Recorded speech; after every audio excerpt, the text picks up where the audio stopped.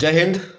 चलिए आइए, आज मैं लेसन प्लान पाठ योजना सोशल साइंस क्लास 7 की पाठ योजना बताऊंगा। तो देखिए, सबसे पहले हम क्या लिखते हैं, तो सबसे पहले क्या लिखेंगे, विद्यालय का नाम लिखेंगे। विद्यालय का नाम, अध्यापक का नाम, दिनांक यहाँ लिखेंगे, दिनांक, घंटी, केमी घंटी है, घंटी हो गया। उसके बाद आ गया, ये इधर है, क्या है, देखिए अवधि है, समय, कितने समय का रहता है घंटी, अधिक से अधिक 45 मिनट का ही होता है। शिक्षण सामग्री में देखिए, शिक्षण सामग्री में क्या है, पुस्तक है, चौक है, डस्टर है, मानचित्र है इत्यादि। यदि हम सोशल साइंस का क्लास लेते हैं, खासकर ज्योग्राफी का क्लास लेते हैं, तो हमें मानचित्र की ज़रूरत होता है ना। अब देखिए, पाठ का शीर्षक का नाम है वायुमंडल। पाठ का शीर्षक का नाम वायुमंडल, ये वायुमंडल है। चलिए आज हम वायुमंडल का लेसन प्लान देखेंगे। आइए, तो इसके बाद क्या होता है, उस पाठ का उद्देश्य होता है। तो पाठ के उद्देश्य के 2 भागों में बांटा गया है, सामान्य उद्देश्य और विशिष्ट उद्देश्य। तो पहले हम सामान्य उद्देश्य की चर्चा करेंगे।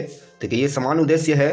तो सामान्य उद्देश्य क्या कहता है, ध्यान से देखिए, क्या कहता है कि भौगोलिक शब्दावली से परिचय, पहला ये पॉइंट हुआ सामान्य उद्देश्य का।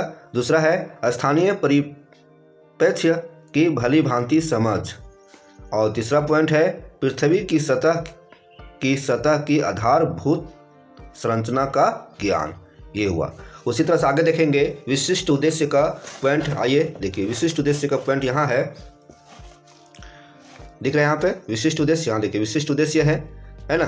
तो विशिष्ट उद्देश्य का पॉइंट क्या होगा, वायुमंडल की जानकारी देना, पृथ्वी पर वायुमंडल का प्रकोप का कारण बताना। तीसरा है पृथ्वी पर जीवित रहने के लिए वायुमंडल की आवश्यकता होती है की जानकारी देना। ये हुआ विशिष्ट उद्देश्य का पॉइंट। अब आते हैं पाठ की प्रस्तुतिकरण के पहले हम अपने वर्ग को व्यवस्था करते हैं, वर्ग व्यवस्थित ढंग से सजाते हैं। तो देखिए यहाँ पर आइए, दिख रहे हैं यहाँ पे वर्ग व्यवस्था, छात्र व्यवस्थित है, मतलब छात्र को हम बैठाएंगे अच्छा से। पूर्व ज्ञान की बात करें तो पूर्व ज्ञान क्या हो जाएगा, छात्रों को पूर्व पाठ के विषय बिंदु की जानकारी है। दूसरा पॉइंट है हिम नदी की कार्य का ज्ञान। चलिए आइए, पाठ प्रस्तुतिकरण है। तो ये जो लेसन प्लान है, हम इस लेसन प्लान को कई भागों में, कई दिनों, कई तारीखों में डिवाइड कर सकते हैं। तो देखिए यहाँ पाठ का प्रस्तुतिकरण कॉलम बनाया गया है। पहला कॉलम क्या है, दिनांक। जैसे यहाँ पर आप जितना देख रहे हैं पाठ का प्रस्तुतिकरण, ये पूरा दिख रहा है। तो कोई ज़रूरी नहीं कि आप एक ही दिन को इसको पढ़ा सकते हैं, एक पाठ से हम कई दिन बता सकते हैं, क्योंकि एक पाठ जब स्टार्ट करते हैं बुक में, तो एक पाठ को हम एक दिन में ख़त्म नहीं कर पाते हैं। तो उसी तरह से ये पूरे यहाँ क्या है, दिनांक है ना। तो दिनांक कब का ये है, वो दिनांक यहाँ लिखेंगे। फिर ये नीचे वाला पॉइंट में देखेंगे, नीचे वाला पॉइंट में यहाँ पे, तो ये दिनांक फिर चेंज हो जाएगा, दूसरे दिन के लिए भी हो जाएगा। फिर उसी तरह चौथा है तो ये दिनांक चेंज हो जाएगा, फिर पंचमा है तो ये भी दिनांक चेंज हो जाएगा। चलिए ठीक है, आगे बढ़ते हैं। देखिए वो विषय में है, वो विषय या विषय के बिंदु।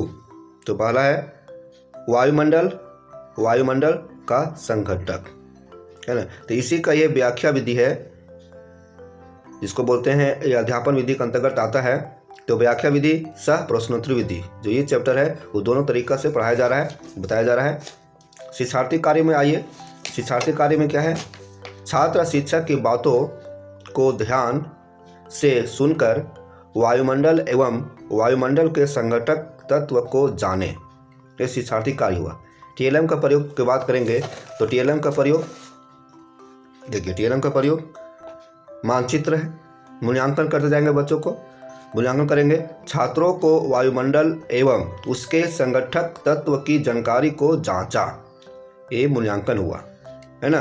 तो ये हम समझ सकते हैं कि ये एक दिन का, जितना भी बताएं हम, एक दिन का ये पाठ योजना हुआ। अब इसका हम क्या करेंगे, पुनरावृत्ति करेंगे और गृह कार्य देंगे बच्चों को। तो देखिए पुनरावृत्ति, देखिए यहाँ पर पुनरावृत्ति यहाँ लिखा हुआ है, पुनरावृत्ति देखिए, दिनांक यहाँ लिखा हुआ है। तो ऊपर जो देखें हम, जिस दिनांक को मेंशन किए हैं वही दिनांक यहाँ पुनरावृत्ति में मेंशन करेंगे, है ना। तो यहाँ दिनांक लिखेंगे, तो इसको क्या करेंगे, पुनरावृत्ति में जो हम पढ़ाए हैं 45 मिनट के समय में ही 5 मिनट समय हम निकालेंगे पुनरावृत्ति को, और जो बताए हैं उसी को हम फिर से दोहराएंगे, बताएंगे। वायुमंडल एवं वायुमंडल के संघटक को पुनः बताया, ये हो गया। तो वायुमंडल के बारे में पढ़े। उसी तरह से इसका गृह कार्य के बारे में बात करेंगे। तो देखिए गृह कार्य यहाँ पे है, यहाँ पे गृह कार्य है, गृह कार्य। तो गृह कार्य क्या है? तो वायुमंडल का घटक लिखिए, ये हुआ गृह कार्य। अब उसी तरह से देखिए, इस तरह से एक दिन का एग्जाम्पल हुआ, उसी तरह से यहाँ देखिए ये दूसरा दिन का एग्जाम्पल हो गया। दूसरा नंबर देखिए वायुमंडल की संरचना। तो वायुमंडल की संरचना में हो जाएगा 6 मंडल, समताप मंडल, उसके बाद 6 सीमा है, समताप सीमा है। ये व्याख्या विधि से प्रदर्शन विधि हो गया अध्यापन विधि में। उसी तरह शिक्षार्थी कार्य में ये हो जाएगा। देखिए छात्र की संरचना से, यह क्या कहता है? छात्र वायुमंडल की संरचना से संबंधी आरेख को अपनी कॉपी में बनाते हैं एवं 6 मंडल एवं समताप मंडल की जानकारी सुनते हैं। ये हुआ। उसके बाद ये TLM हुआ। उसके बाद क्या है? मूल्यांकन हुआ। देखिए मूल्यांकन कार्य हो गया। अभी ये हुआ, मान लीजिए इसको दूसरा दिन ले लेते हैं। तो दूसरा दिन का यहाँ पर नीचे क्या है? पुनरावृत्ति, यहाँ तारीख दे देंगे। 6 मंडल, देखिए यहाँ पर है ना, 6 मंडल समताप मंडल को पुनः बताया। और उसी तरह से आगे देखेंगे तो यहाँ देखिए 6 मंडल के बारे में क्वेश्चन देंगे कि 6 मंडल के बारे में 5 लाइन लिखें, ये क्वेश्चन दे दिए। इस तरह से हम क्या कर सकते हैं? इस तरह से कर सकते हैं कि अच्छा से हम एक साथ कई दिनों का पाठ योजना तैयार कर सकते हैं। उसी तरह से आगे आइए, देखिए ये तीसरा में, देखिए ये तीसरा है, ये तीसरा है, चौथा है, पंचमा है। उसी तरह से उसका क्या है? ये जो दिख रहा है ये आपका अध्यापन विधि का तरीका है, ये शिक्षार्थी कार्य है ना। तो ये हुआ लेसन प्लान। तो आपको यह लेसन प्लान कैसा लगा आप हमारे कमेंट बॉक्स में ज़रूर बताइएगा। और यदि आप हमारे चैनल पर नए हैं तो सब्सक्राइब कीजिए, लाइक कीजिए और अपने दोस्तों के बीच इसे शेयर कीजिए।